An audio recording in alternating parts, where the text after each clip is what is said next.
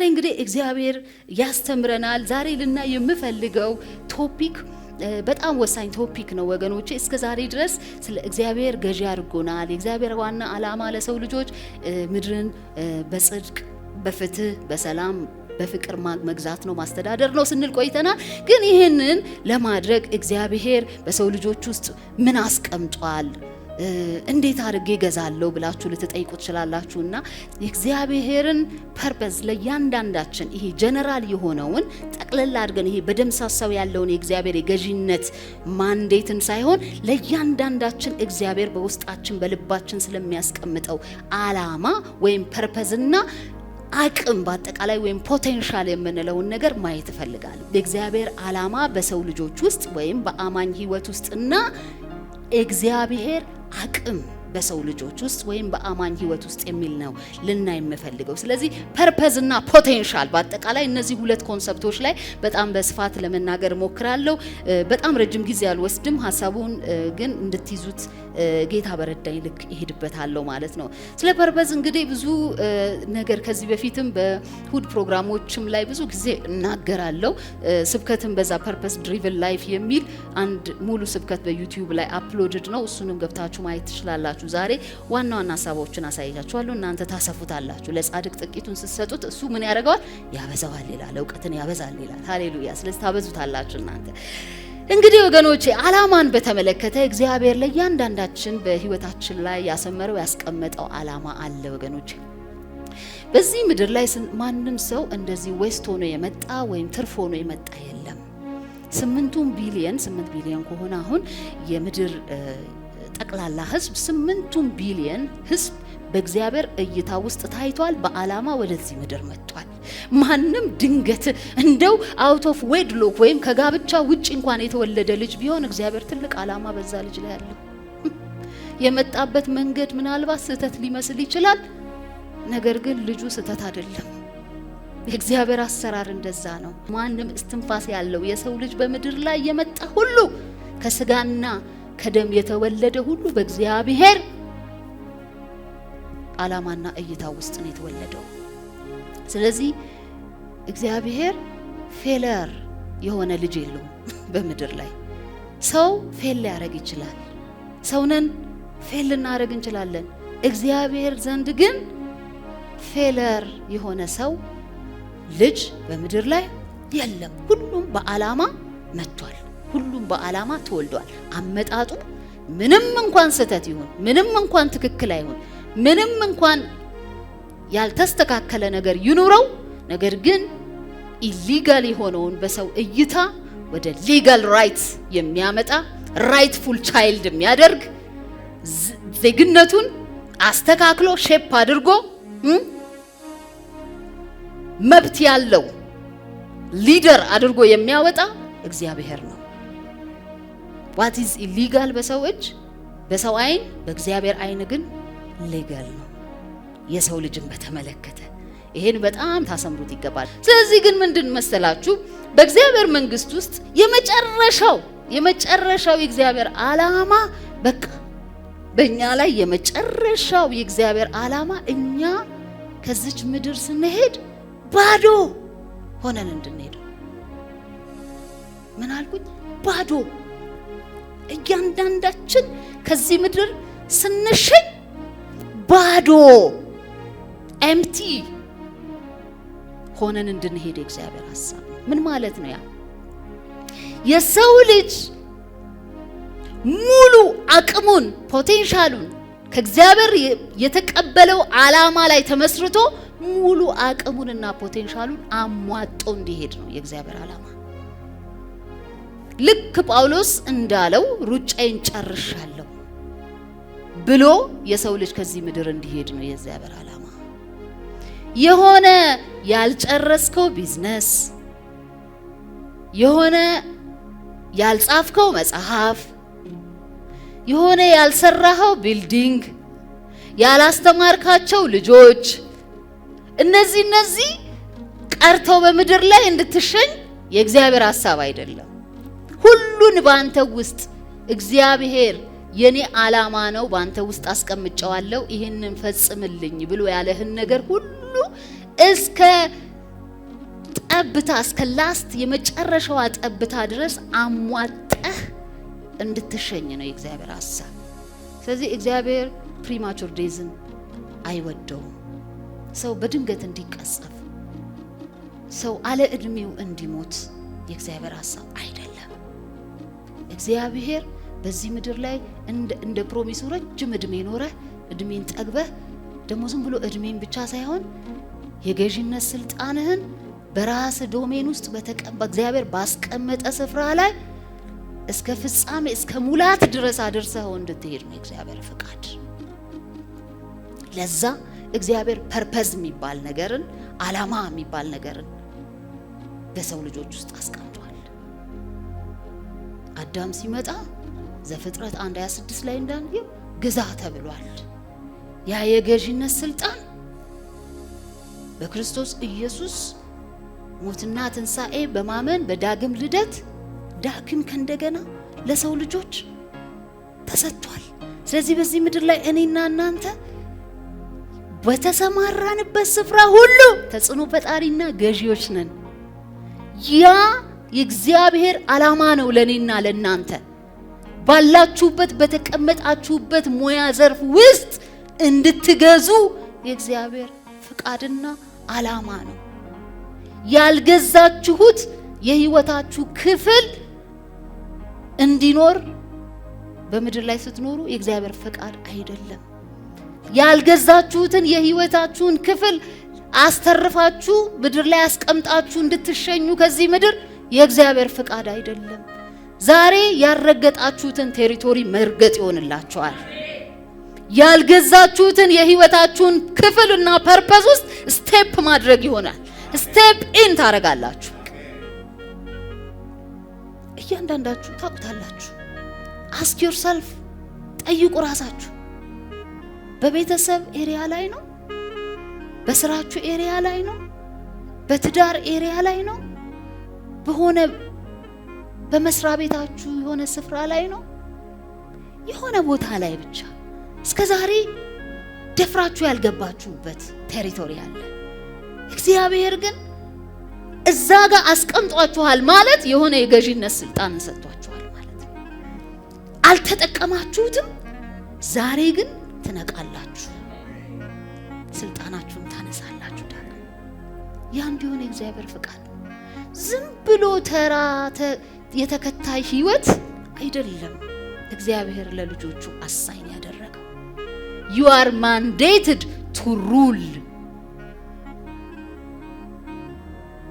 ሩል ስታደርግ አንድ ሩለር የሚያደርገው ሩለራው ማስመሪያ የሚባለው እንኳን ማስመሪያ ባይኔቸር የሆነ ውሃ ልኩን ያስተካክላል አይደል? ያንድን ነገር እንደዚህ በልጅነታችን ስናሰምር ማስመሪያ የምንጠቀመው ቀጥ አድርገን ለማስመር ነው አይደለም? የሆነ እንዳይንጋደድ ባላንሱን የጠበቀ ነገር ለማለት። you are a ruler on earth። በተቀመጥክበት ስፍራ የተበላሸ ቅርጽ ያጣ ነገር ካለ ውሃ ልኩን እንድታስተካክል that's why the way what we call dominion። በቃ ገዢነት ማለት ያ ነው። የተበላሸን ቅርጽ ያጣን ነገር ወደ ስርዓት ማምጣት ነው። አንድ ሰው በአንድ ጉዳይ ላይ ሲገዛ ተሰሚነት አለው። የተናገረው ቃል ተፈጻሚነት አለው። ስለዚህ በተጣሉ ጎረቤታሞች መካከል ትገባና በመሃል ላይ ኖ ታረቁ ብለህ ታስታርቃለህ። የተበላሸውን ነገር ታስተካክላለህ። ፍትህ በጎደለበት ሲስተም ውስጥ ትገባና የፍትህን ቃል ታወጣለህ፣ ፍርድን ትናገራለህ። የአፍ ቃል ሲሰራና ፍርድ የተጓደለባትን መበለት ሲያስደስት የእግዚአብሔር ደስታ ይዛኔ ነው። አንተም የገዢነት ስልጣንህን በሙላት ተጠቅመዋል ይዛኔ። so those little things ወገኖቼ ከባባድ አይደሉም። ነገር ግን አሁን ባላችሁበት ሩቅ ቦታ እንዳትሄዱ። አሁን በተሰማራችሁበት የሥራ ቦታ ላይ፣ አሁን ባላችሁበት የቤተሰብ ሲቹዌሽን ላይ ትንሽም ትሁን ትልቅ እናንተ ሊደርም ብለው ሰዎች ላይሰይሟችሁ ይችላሉ። ፖዚሽን አያስፈልገውም። ባይዘው ደስ የሚል የእግዚአብሔር መንግስት ስልጣን የሆነ ትልቅ ዙፋን ወንበር ፍለፊት ላይ እንትን ገዢ አስተዳዳሪ ታይትል ምናምን አይፈልግም። ጽድቅና ሰላም ፍቅር ነው የሚፈልገው። አንተ ስትገባ ካንተ ጋር ጽድቅ፣ ሰላም፣ ፍቅር፣ ፍትህ የሚባሉ ነገሮች አብረው ካንተ ጋር ይገባሉ። ታይትል የለህም፣ ቢሮ ላይ ስፍራ የለህም፣ ቦታ የለህም፣ አልተሰጠህም። ግን አንተ ስትገባ የሆነ ነገር ይቀየራል። ገዢነት ያ ነው። እግዚአብሔር መንግስት የምትገዛው እንደዛ ነው። እንደዛ የምትገዛው። ስለዚህ ወደ ሐሳቤ ልምጣ። እውነተኛው ሀብት በምድር ላይ ወገኖቼ ብዙ ገንዘብ መሰብሰብ፣ አካውንትህን ማዳበር፣ ማስፋፋት፣ መጨመር፣ ጎተራህን መሙላት፣ መኪናና ትልልቅ ቤቶች መግዛት አይደለም። ትልቁ ሀብትና ሰክሰስ በምድር ላይ የእግዚአብሔርን ፐርፐዝ የእግዚአብሔርን ዓላማ ፈጽሞ ማለፍ ነው። የገዢነት ስልጣንን አንጠፍጥፈ ወደ መቃብር መሄድ ነው። ያ ነው ትልቁ ሰክሰስ የአንድ አማኝ። የዛን ጊዜ በቃ ሩጫዬን ጨርሻለሁ ብለህ ነው የምትሄደው። ክብር ለእግዚአብሔር ይሁን። ከዛ ግን ያነሰ ከዛ ግን የሆነ የጎደለ ነገር የእግዚአብሔር ዓላማ አይደለም። ከዛ ከታየልህ ዓላማ በታች እንድትኖር ከገዢነት ስልጣንህ በታች እንድትኖር እግዚአብሔር ፈቃድ አለም። ወገኖች ካሁን በኋላ ብዙ ነገሮቻችን ይቀየራሉ። መዝሙሮቻችን ይቀየራሉ። በቃ ባለስልጣን ሆነን የምትንቀሳቀሱ ስትዘምር እንደ ባለስልጣን ነው፣ ስትጸልይ እንደ ባለስልጣን ነው የምትጸልዩ። አትለምኝም። ሃይማኖት ነው ለማኝ የሚያደርገን ያደረገንም። እኛ የተቀበልነው የእግዚአብሔርን መንግስት እንጂ ሃይማኖት አይደለም። ከዚህ በፊት ተናግሬያለሁ። ሃይማኖት የመጣው የሰው ልጅ ከእግዚአብሔር ጋር ካጣው ስልጣን በኋላ ከውድቀቱ በኋላ ከእግዚአብሔር ጋር ለመገናኘት በሚያደርገው ጥረት ውስጥ የተመሰረተ ነገር ነው ሃይማኖት። እኛ ከጴንጤነት በላይ ነን። ከዛ በላይ ነው ገዢነት። በመንግስት ውስጥ የአምባሳደርነት ስልጣን የአንድ ሃይማኖት አባል ከመሆን በላይ ነው። ስለዚህ ባለስልጣን ተደርገናል። የተቀበልነው የእግዚአብሔርን መንግስት ነው፣ ሃይማኖትን አይደለም። ስለዚህ እንደ እግዚአብሔር መንግስት ዜጎች በስልጣን በገዢነት ስልጣን እንመላለሳለን። በጣም የሚገርማችሁ ነገር ወደ ፖቴንሻል ወደሚለው ወይም አቅም ወደሚለው ነገር በኋላ አመጣለሁ። በጣም ወሳኝ ነገር ነው። ምክንያቱም ይሄን ሁሉ ገዢናችሁ ገዢነሽ ገዢነን የሚለውን ሐሳብ ብዙ ተናግረሻዋል። ግን እንዴት ነው የምንገዛው? በምንድን ነው የምንገዛው የሚል ጥያቄ ስለሚመጣ እግዚአብሔር ዝም ብሎ እንዳልተወን ለዛ የሚበቃ በቂ ግብአት እግዚአብሔር ለሰዎች ልጆች እንደሰጠ እናያለን። በኋላ ላይ የምወደው አንድ ሰባኪ አለና ሲናገር እንደዚህ አለ።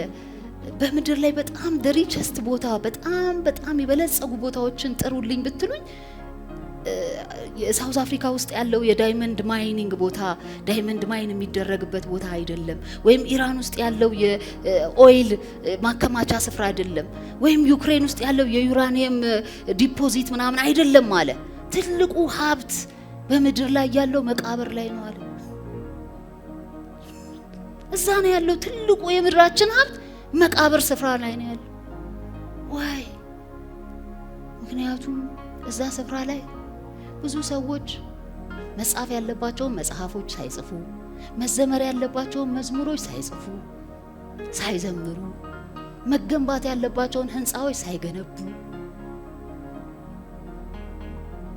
መመራት ያለባቸው ትልቅ ወጣቶችን ሳይመሩና ሼፕ ሳያደርጉ ሳያስተምሩ ያለፉበት ያልተሳሉ ስዕሎች እንዲሁ በከንቱ ዌስት የተደረጉበት ስፍራ ቢኖር መቃብር ነው አለ። አያችሁ፣ ብዙ ሰዎች እግዚአብሔር ውስጣቸው ያስቀመጠውን አቅም ሳይጠቀሙበት ይሞታሉ። ትልቅ ፖቴንሻል ማለት ያ ነው። ትልቅ አቅም ማለት ያ ነው። ዓላማን ፐርፐዝን ፉልፊል ሳያደርጉ እንደመሞት የሚያሳዝን ነገር በምድር ላይ የለም። 20 ዓመት ኖረ አንድ ሰው 40 ዓመት 50 ዓመት ኖረ። በተሰጠው እድሜ ግን እግዚአብሔር ያለውን ፈጽሞ ካለፈ ያ ሰው ሰክሰስፉል ነው። እድሜን የሚሰጥ እግዚአብሔር ነው። እንዳልኳችሁ ግን ፕሪማቹር ዴዝን እግዚአብሔር አላለም አይልም። የእግዚአብሔርን ፈቃድ አይደለም። እግዚአብሔር በመንግስት ውስጥ ብዙ ተጽዕኖዎችን ማምጣት እንድናመጣ ፈቃዱ ከባባር ተጽዕኖዎችን። ምክንያቱም አሁን ያለንበት ምድር ሼፕ ትክክል አይደለም። እያየነው ነው፣ የሚሆነውን ነገር እያየነው ነው። እቺም በግፍ የተሞላች ምድር፣ በጨለማው አገዛዝ ስልጣን ስር ያለች የተበላሸች ምድር፣ የተዛባውን የተፈጥሮ ስርዓት የዓለም ሲስተም የሚያስተካክሉት የሚገለጡት የእግዚአብሔር ልጆች ናቸው። የተማሩ ልጆች አይልም። ዲግሪ ያላቸው ትልልቅ ዲግሪ ያላቸው ትልልቅ ኢንተርናሽናል ድርጅቶች ውስጥ የሰሩ ሰዎችን ፍጥረት ይጠባበቃል አይልም የእግዚአብሔር ቃል። የእግዚአብሔር ልጆችን መገለጥ ግን ፍጥረት ይጠባበቃል ይላል። ለምን? የእግዚአብሔር ልጆች በውስጣቸው ይሄንን ምስቅልቅል ዓለም የማስተካከል ፖቴንሻል ይዘው ነው የሚንቀሳቀሱት። ፍቅር፣ ሰላም፣ ደስታ፣ ፍትህ ይዘው ነው የሚንቀሳቀሱት። ስለዚህ የጨለማው ዓለም በዚህ ነው የሚከሽፈው። የእግዚአብሔር መንግስት እሴቶች በቂና በቂ ናቸው የጨለማውን ስርዓት ለማፍረስ። ፍቅር ብቻውን በቂ ነው። ብዙ የተበላሸውን የዓለም ስርዓት ለማስተካከል ፍቅር ብቻውን እንኳን ብዙ ስራ ይሰራል። የሰዎች ልጆች መዋደድና መያያዝ አይምሮ ከአይምሮ በላይ የሆነ በተጨባጭ የሚታይ ለውጥ ያመጣል በምድር ላይ። እግዚአብሔር ሐሳብ ያ ነው። በልግስና እንድንገለጥ፣ በሰላም እንድንገለጥ፣ በአስታራቂነት እንድንገለጥ፣ ፍትህን በመናገር እንድንገለጥ፣ ትክክል ያልሆነውን ትክክል አይደለም ብሎ በጽድቅ በመቆም እንድንገለጥ፣ ትክክል ለሆነው ነገር ደግሞ እስከ መጨረሻ በመፋለም፣ በዛ ላይ ደግሞ በእባብና ጊንጡ ላይ ሃሌሉያ በስልጣን እንድንቆም። ይሄ እግዚአብሔር ፈቃድ ነው። የታመመውን እንድንፈውስ፣ የታወሩትን እንድናበራ፣ አይናቸውን እንድናበራ። ይሄ እኮ ስልጣን ለኛ እኮ ነው የተሰጠው። የሆነ ለተቀደሱ ለተለዩ የቤተ ክርስቲያን አገልጋዮች አይደለም ወገኖቼ። አሁን ይውላችሁ የሆነ ነገር ሽፍት ማድረግ ይጀምራል እዚህ ስፍራ ላይ። ሪሊጅን ሰው ላይ ነው ዲፔንድ እንድታረግ የሚያደርገው። የእግዚአብሔር መንግስት ስልጣን ምን ማለት እንደሆነ፣ የልጅነት ስልጣን ምን ማለት እንደሆነ ሲገባና ወደዛ ሌቭል እያደክ ስትመጣ ግን አንተ ፊት በሽታ አይቆምም። እጅህን ራስ ላይ ትጭናለህ፣ ትፈወሳለህ። ኖ ኢትስ ኢምፖሲብል በእግዚአብሔር መንግስት ውስጥ። ኢየሱስ ክርስቶስ ደቀ መዛሙርቱ እንደዛ ነው ያላቸው፣ ሂዱ የታመሙትን ፈውሱ፣ መናፍስትን አጋንንትን አውጡ። በቃ ይሄን ሁሉ ስልጣን ሰጥቶ ነው። በእባብና ጊንጡ ላይ እባብና ጊንጡን ትረግጡ ዘንድ ስልጣንን ሰጠዋችሁ፣ የሚጎዳችሁ አንዳች የለም ነው የተባለው። የሚጎዳ ነገር እንኳን አንተን አይጎዳህም። ይሄ በመንግስት ውስጥ የተሰጠ የልጅነት ስልጣን ነው። ስለዚህ አንድ በመንግስቱ ስልጣን ዕውቀት እየበሰለ የሄደ የመንግስቱ ዜጋ የእግዚአብሔር ልጅ የተባለ ሁሉ እነዚህ ሁሉ በሱ ላይ ሊገለጡ ይገባል። ሆስፒታል ውስጥ ይገባል፣ ዶክተር ሳያይ ይፈውሳል። ፕሬዘንሱ ይፈውሳል፣ ንግግሩ ይፈውሳል፣ በቃል ይፈውሳል።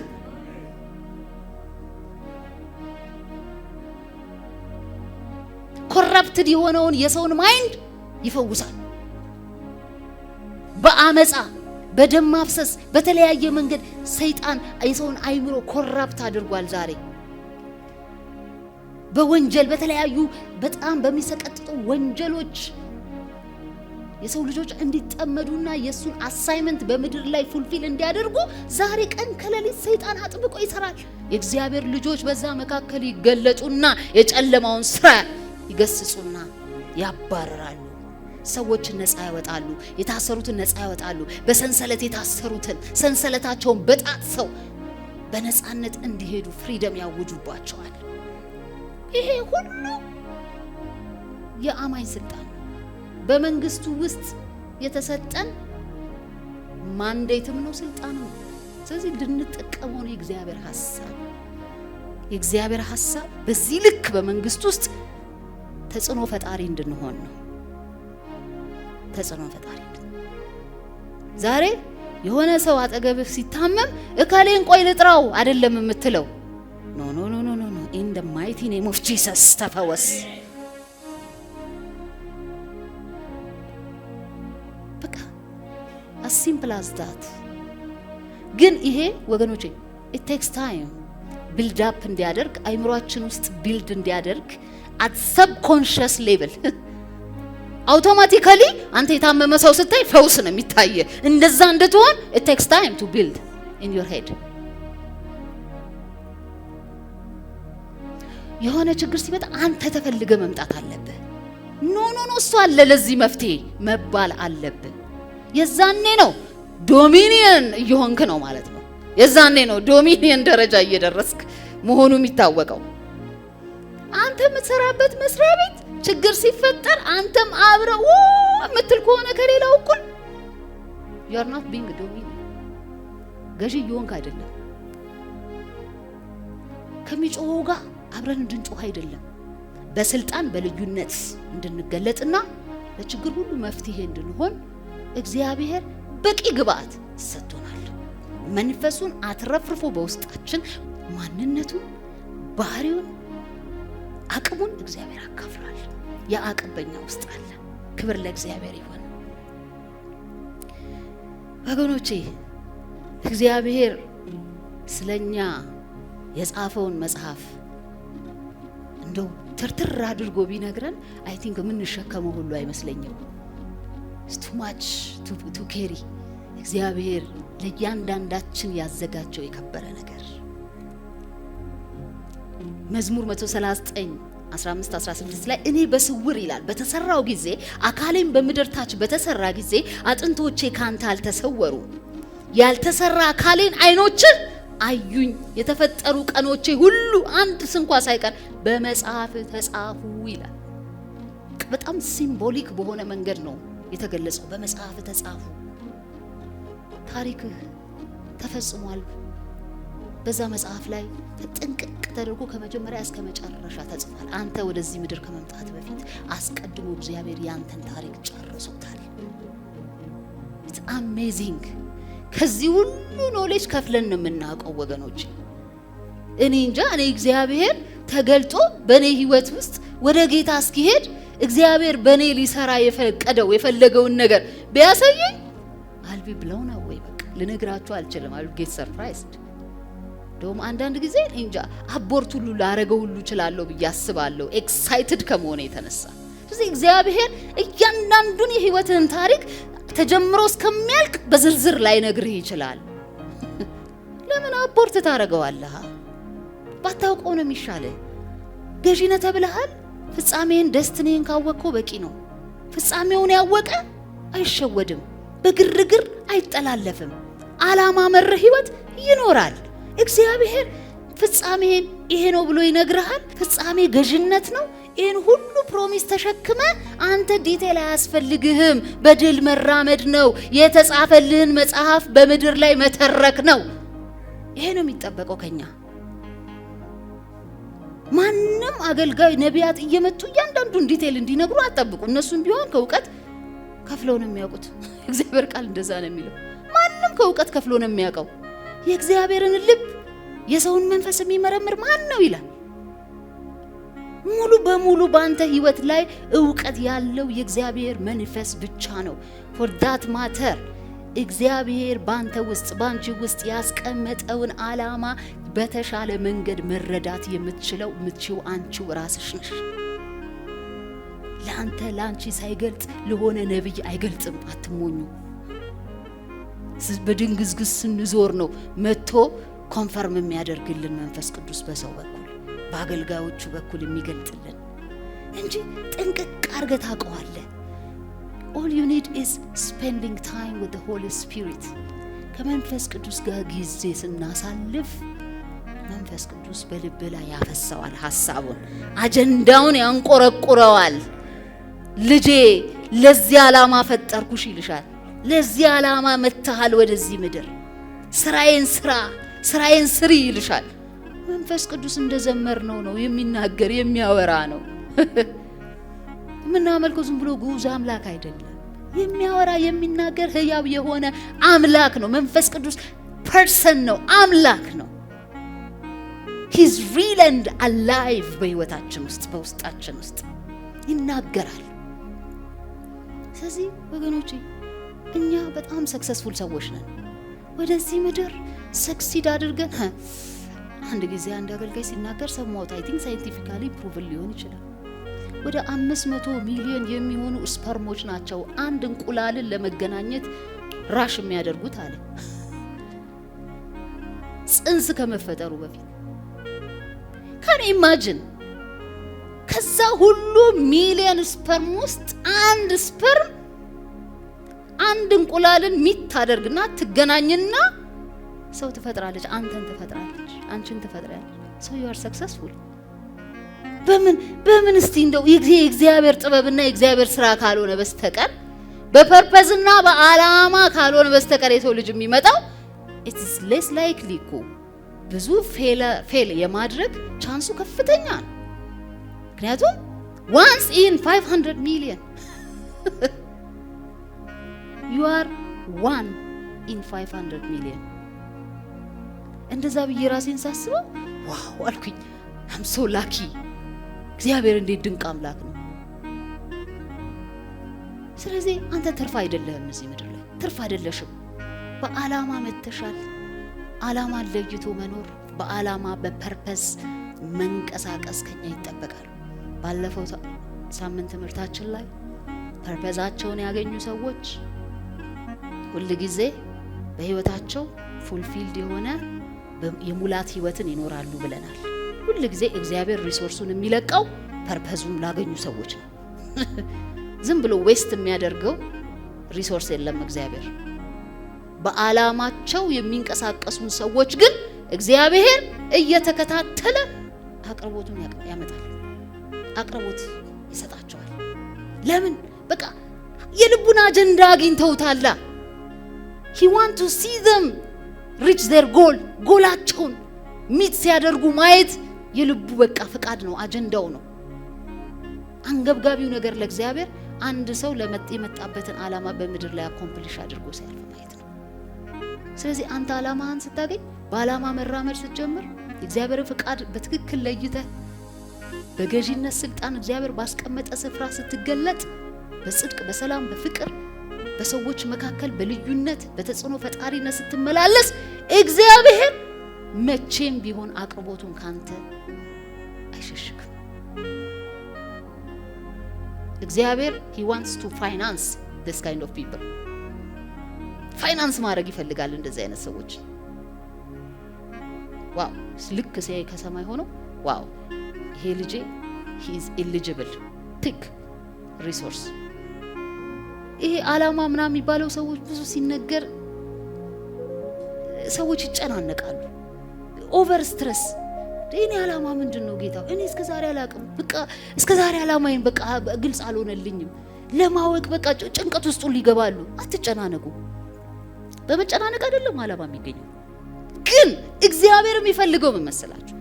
አሁን ራይት ናው ባላችሁበት ቦታ የመንግስቱ መርሆች፣ የመንግስቱ ሴቶች፣ ኃይልና ስልጣኑ በመንግስቱ ውስጥ ያለው ገብቷችሁ በዛ ስርዓት ውስጥ እንድትራመዱ ነው እግዚአብሔር የሚፈልገው።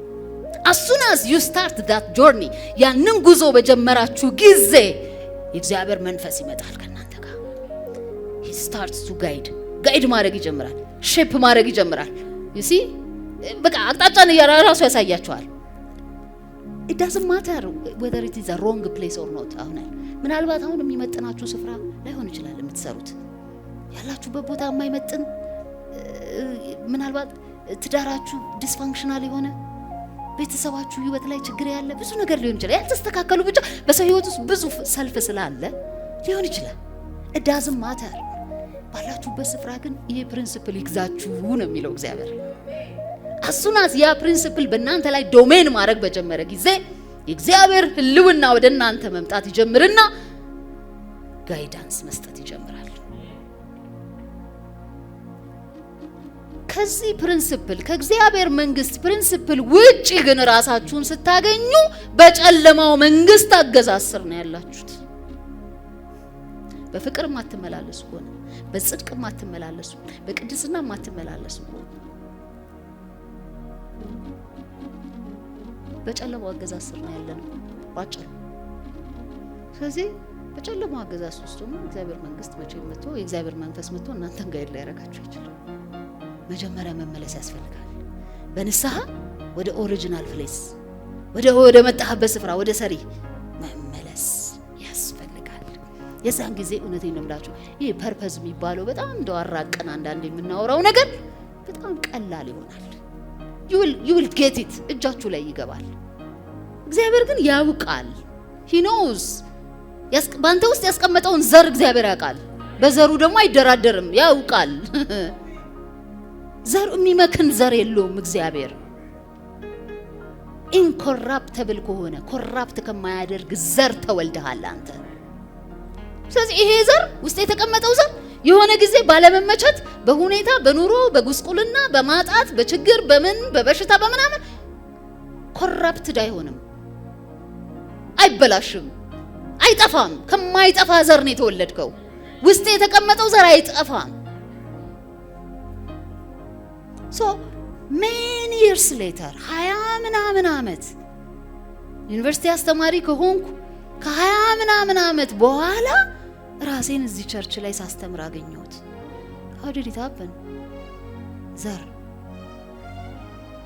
እግዚአብሔር ውስጥ ያስቀመጠው ፖቴንሻል አይሞትም። ፖቴንሻል አይሞትም ወገኖች። የሚጠይቀው በትክክለኛው ስፍራ በትክክለኛው ሰዓት መገኘት ብቻ ነው ካንተ የሚጠበቀው። በእግዚአብሔር መንግስት ውስጥ እግዚአብሔር ሎኬት ባደረገህ ቦታ ላይ ስትገኝ ውስጥ የተቀመጠው ፖቴንሻል መውጣት ይጀምራል። ኮንዱሲቭ ኢንቫይሮንመንት ይሄ ምቹ ኢንቫይሮንመንት ይፈልጋል ውስጥ ያለው ፖቴንሻል እንዲወጣ። ስለዚህ ዛሬ ምቹ ያልሆነ ኢንቫይሮንመንት ውስጥ ራሳችሁን ካገኛችሁ ምናልባት ይሄ ፐርፐዛችሁ ላይ ፖቴንሻላችሁን ማውጣት ያቃታችሁ ለዛ ሊሆን ስለሚችል ቶሎ ኢንቫይሮንመንታችሁን ቃኙ እና ወደ ትክክለኛው ቦታ ኑ።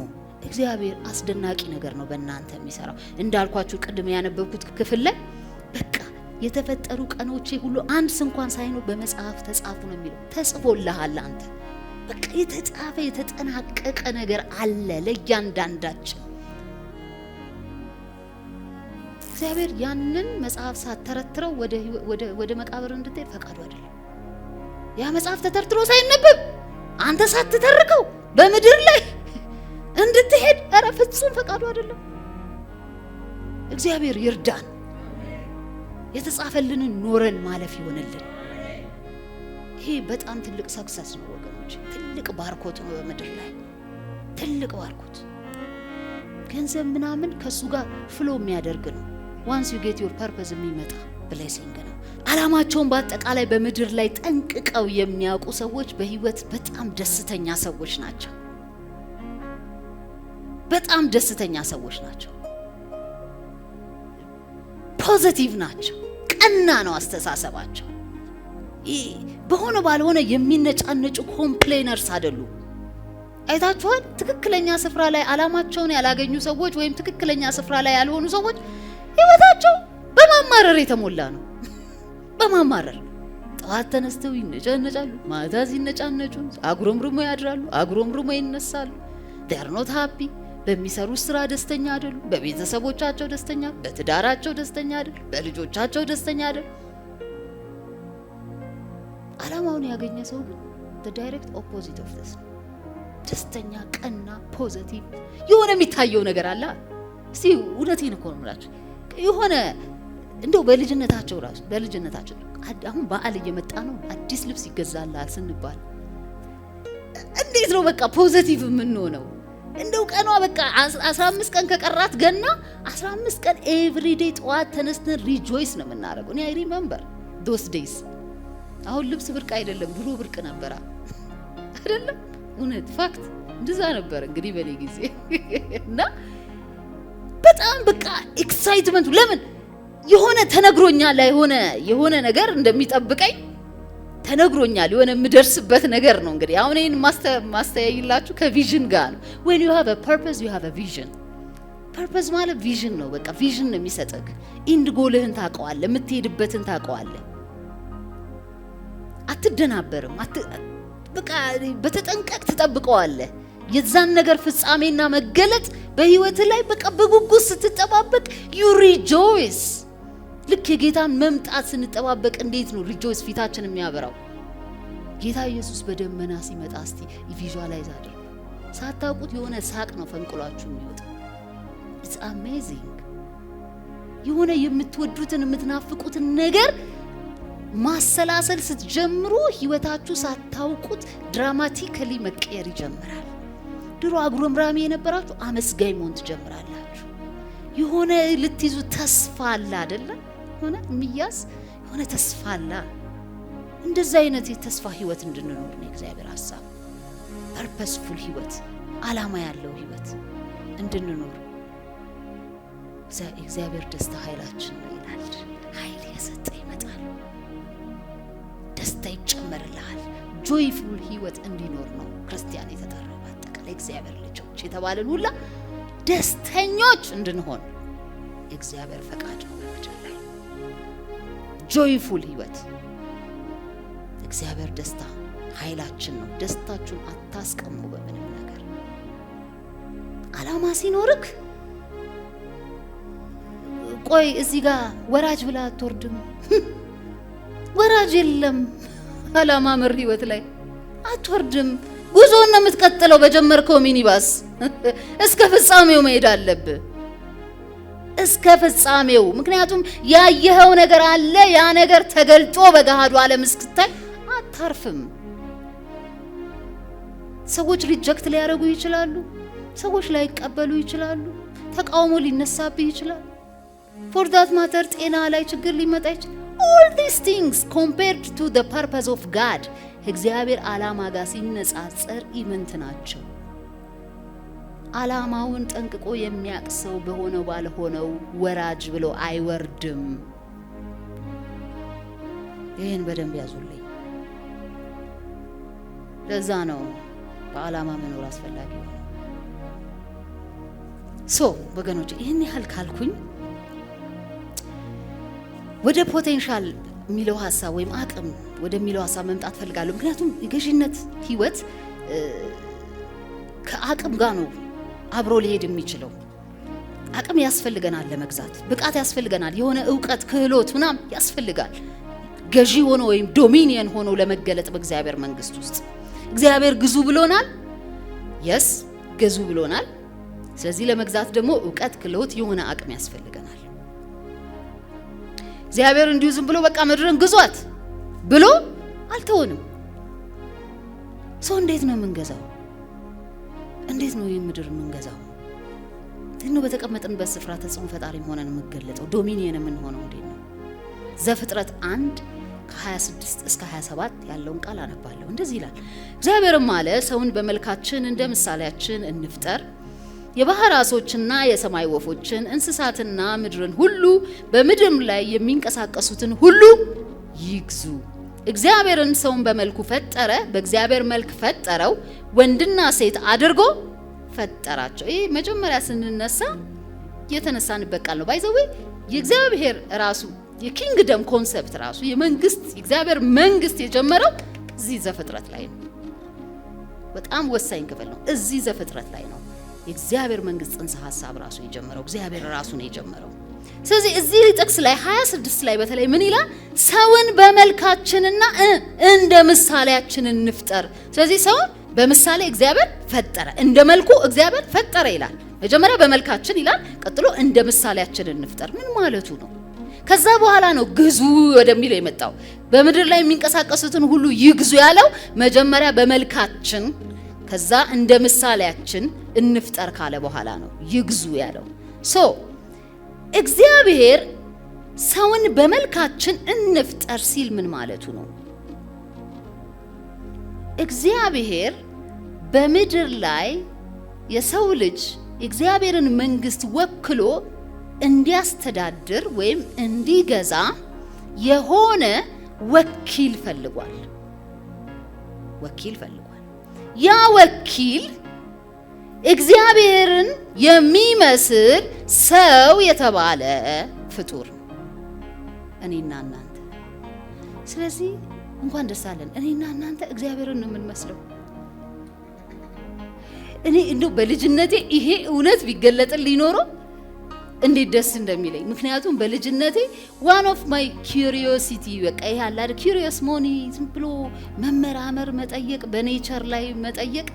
እንደዛ ሆናችሁ አታውቁም? በልጅነታችሁ ይሄን ሰማይ ማን ፈጠረው? ይሄ እንደዚህ ለምን ሆነ?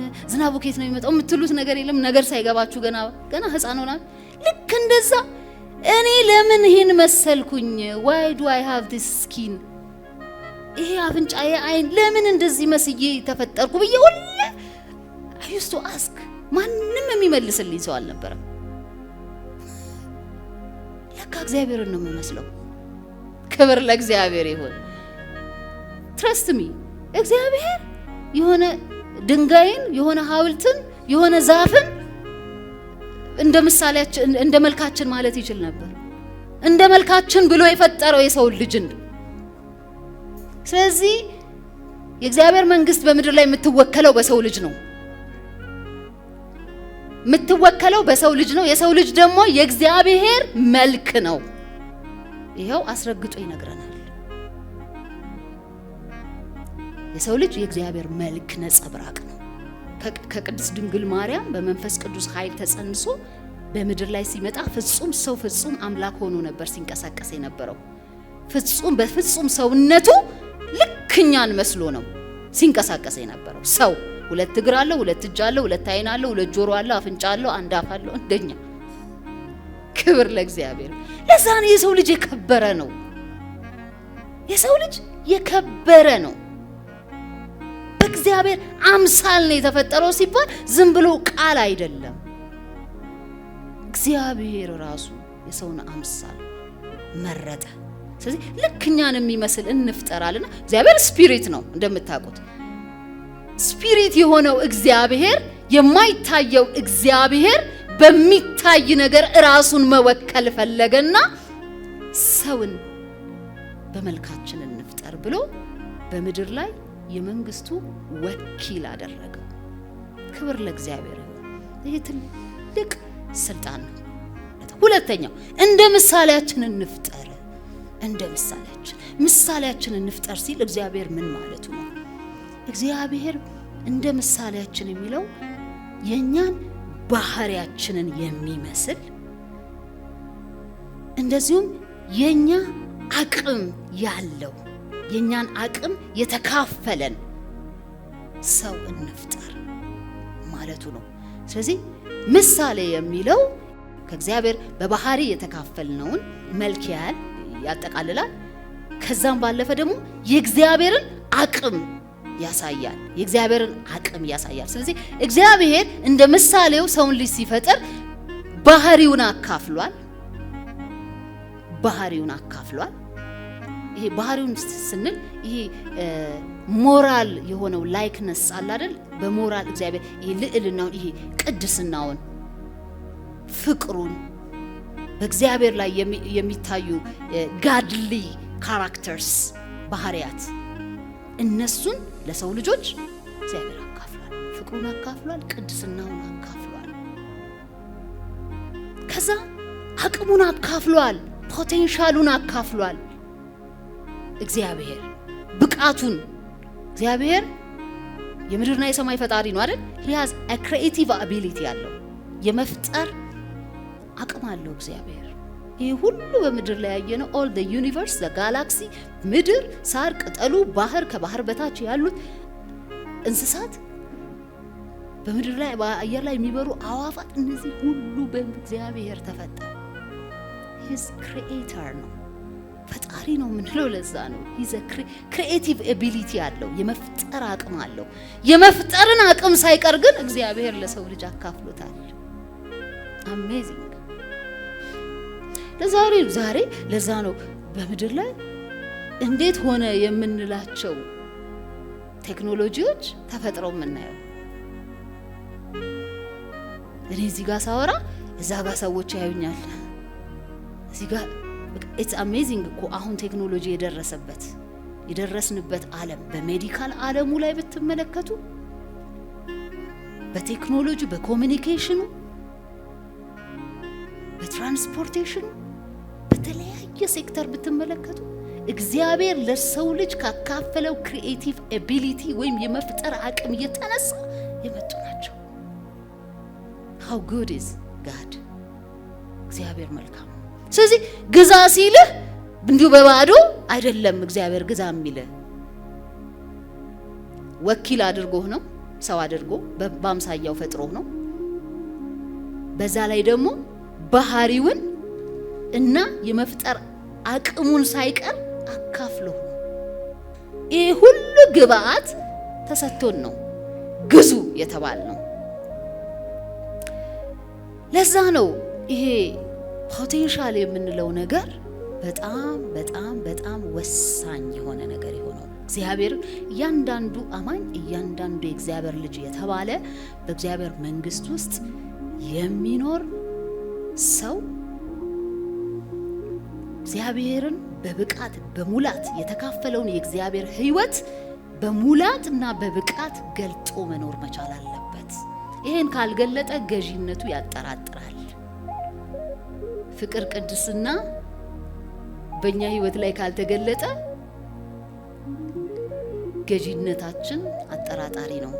ምክንያቱም የእግዚአብሔር መንግስት በፍቅር ነው የምትገዛው፣ በጦር መሳሪያ አትገዛም። አይደለም እንዴ?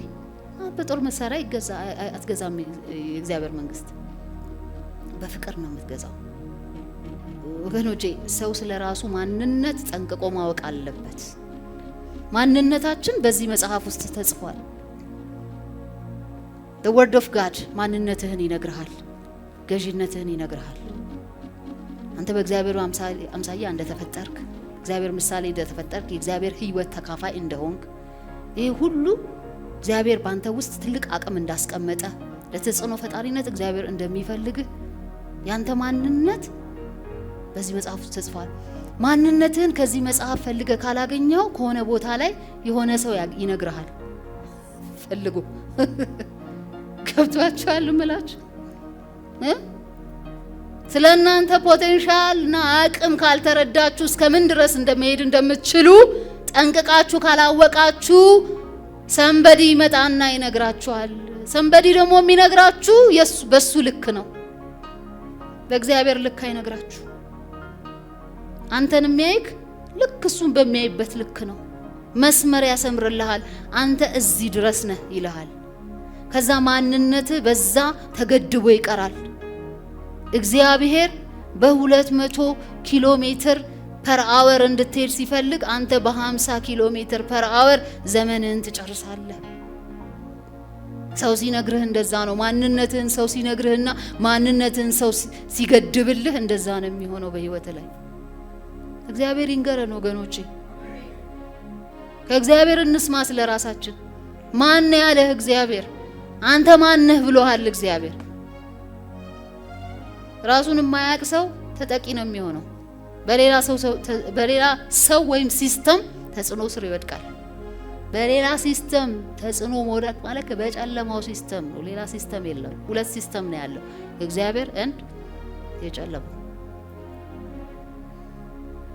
ስለዚህ ስለ ማንነት ማወቅ ብዙ ማለት እንችላለን። ማንነትን መረዳት እውቀት ያስፈልገናል። እውቀት ግን ሁሉም እውቀት አይደለም። ሰውም የሚነግረን እኮ እውቀት ነው። እውነት ነው የሚያስፈልገን። እውነት የሆነ እውቀት ያስፈልገናል ስለ ራሳችን።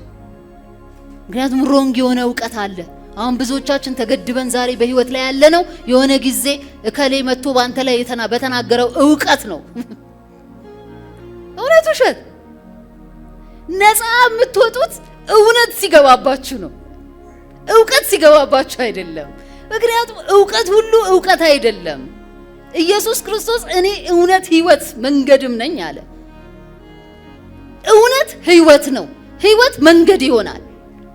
ከዛ ውጪ ግን እውቀት ሁሉ አይጠቅምም፣ ይገላል። ፊደል ይገላል ይላል እግዚአብሔር ቃል። እውቀትን ብቻ አታሳዱ። እውነት የሆነ እውቀትን ፈልጉ። በህይወታችሁ ላይ ሽፍት ማድረግ ይጀምራል። ህይወታችሁ ሽፍት ማድረግ ይጀምራል። የእውነት ደግሞ ምንጭ እግዚአብሔር ነው። ራሱ እግዚአብሔር ነው። ከምንጩ ወሰዱ።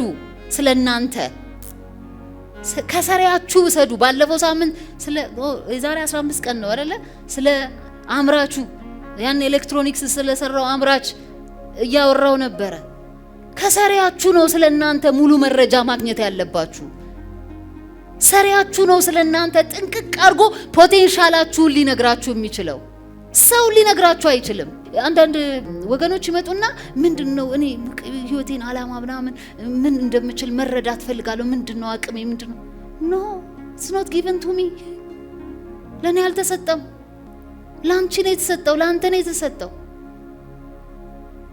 you will find out እግዚአብሔር ቃል you will find out በመንፈስ ቅዱስ ኃይል you will find out።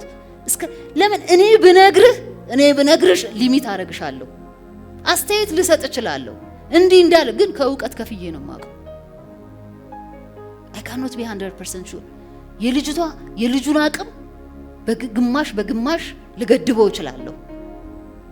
ሶ እንደው ከራሳችሁ መነሻ የሆነ ነገር አስባችሁ እንደዚህ አስቤ ነበር what do you think ይሻላል? ግን ሰዎች የናንተን መንገድና ህይወት እንዲገድቡላችሁ እንዲያሰምሩላችሁ አትፍቀዱ። ሊሚት ያረጋችኋል። መሄድ የምትችሉበትን ርቀት ይወስኑታል። ምክንያቱም ሰዎች ሁሉ ከእውቀት ከፍለው ነው የሚያውቁት። ሙሉ እውነት እዚህ ውስጥ ነው ያለው። ስለዚህ ከሰሪያችሁ ስሙ። ከሰሪያችሁ ደግሞ እያንዳንዱ አማኝ የመስማት ፖቴንሻል አለው፣ ብቃት አለው። ትሰማለህ። መንፈስ ቅዱስ ውስጥ ካለ አምነ ከዳንክ ትሰማለህ። መንፈስ ቅዱስ ሲናገር በደንብ ነው የሚሰማው። አደው የፈለገ ኖይዝ ውስጥ እንኳን ብትሆን ይሰማል፣ ጮሆ ይሰማል። ስለዚህ ከእግዚአብሔር ስሙ፣ ከሰሪያችሁ ስሙ። ይሄንን አልፈልግም ከከላይ ነው መስማት የምፈልገው ስትሉ ይሄንን የሰሪውን አይምሮ ሪጀክት እያረጋችሁ እንደሆነ ወቁ። አልፈልግም እያላችሁ ያ ደግሞ ብዙ አይጠቅምም። ምክንያቱም እዚህ ያለው ለአንድ ዓላማ ነው፣ የራሱን የሰሪውን መንግስት ለመስራት ነው። የሰሪው መንግስት በሰሪው አይምሮ ነው የሚሰራው፣ በሌላ አይምሮ አይሰራም። ስለዚህ ይሄ የኤሌክትሮኒክሱን ማኑዋል ማንበብ ከብዙ አደጋ እንደሚታደገው ሁሉ ይሄን ማኑዋል ማንበብ ለህይወታችን በጣም ይጠቅማል። ዘመናችን በጣም ፋስት ፔስ ነው፣ እውቀት የበዛበት ዘመን ነው። ቶማስ ኤዲሰን እርግጠኛ ነኝ በዚህ ዘመን ላይ ኖሮ ቢሆን ከዩቲዩብ ከምን ኢንፎርሜሽን ያገኝ ነበር። 8000 ጊዜ አይሞክርም ነበር። just my thinking። ከዘመኑ ጋር አብረን መራመድ ያስፈልጋል።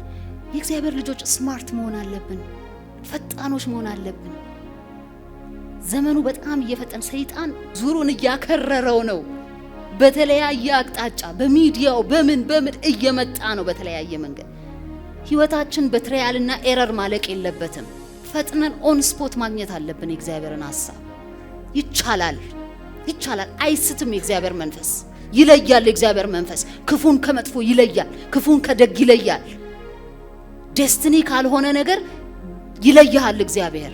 አይደለም መስመር፣ ይሄ አይደለም መስመርሽ ይልሻል፣ ይነግርሻል። just read the manual። ማኑዋሉን አንብቡት፣ ከሱ ስሙ። እዚህ ወገኖቼ የትኛውም ድርጅት ማኑዋሉ ከድርጅቱ ነው የሚወጣው። ልክ እንደዛኛም ከሰሪያችን ነው የምንቀበለው። በስተመጨረሻ ግን ሁለት ነገሮች ማለት ፈልጋለሁ። ይህን እግዚአብሔርን በመምሰል ማደግ ይቻላል። እንዴት እንደግ? እሺ እግዚአብሔር በመልኩ በምሳሌው ፈጥሮናል። ግን እግዚአብሔርን በመምሰል ህይወት እንዴት እንደግ የሚለው አሁን ከተናገርኩት ከእግዚአብሔር ቃል ወይ ማኑዋል ብዬ ከጠቀስኩት ጋር ሊሄድ የሚችል በጣም ኢምፖርታንት ጥቅስ አለና እሱን እንድናነበው ስለፈለኩ ነው። አንደኛ ጢሞቴዎስ 4:7 ላይ ያለ ቃል ነው። እንደዚህ ይላል፣ ነገር ግን ለዚህ ዓለም ከሚመችና የአሮጊት ሴቶች ጨዋታ ከሚመስለው ተረት ራቅ፣ እግዚአብሔርን ለመምሰል ግን ራስን አስለምድ ይላል። ሃሌሉያ! ምን ይላል?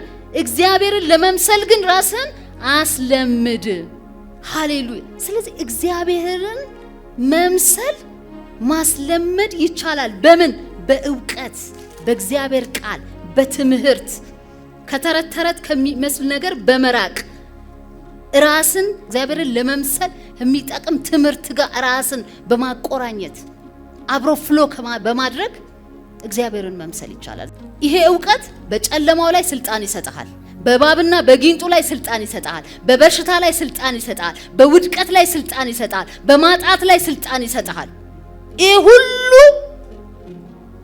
ስልጣን የሚገባህ እና በስልጣንህ ልክ የምትራመደው የእግዚአብሔር መንግስት ሚስጥር ሲገባህ ነው።